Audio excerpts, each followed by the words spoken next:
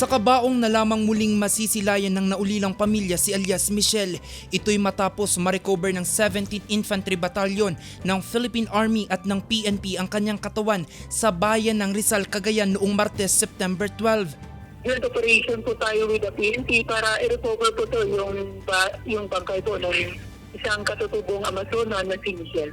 Natunton ang katawan nito sa tulong ng mga nagbalik nitong kasamahan. Pati na rin dun sa mga kasamahan niya na siya po ay namatay noong December 18, 2022.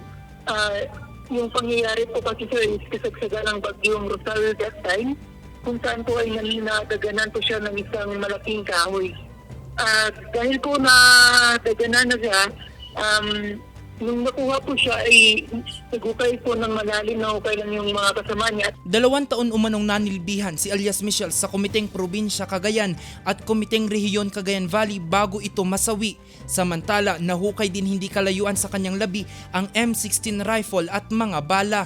Ayon sa mensahe ni Brigadier General Eugene Mata, Commander ng 502nd Infantry Brigade, 5th Infantry Division, bukas ang kanilang pinto sa mga natitirang miyembro ng CPP-NPA na nais magbalik loob na.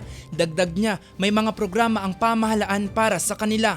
Kinundi na rin ni Lieutenant General Fernil Buca, Commander ng Northern Luzon Command ng AFP, ang ginawang pag-iwan ng mga kasamahan ni alias Michelle sa kanyang bangkay sa kabundukan. Tulong na rin po ng mga lokal na pamahalaan ng Lasam, ng NCIP po, especially po ng Community Service Center ng Cagayan, yung provincial government rin po ng Cagayan, at mga iba pang ahensya ay nagbigay na rin ng suporta doon sa nahukay po na bangkay ni Michelle. Inihatid na ang bangkay ni alias Michelle sa kanyang pamilya sa Barangay Pero, Lasam, Cagayan upang mabigyan ito ng disenteng libing. Jose Robert Inventor para sa Luzon Headlines.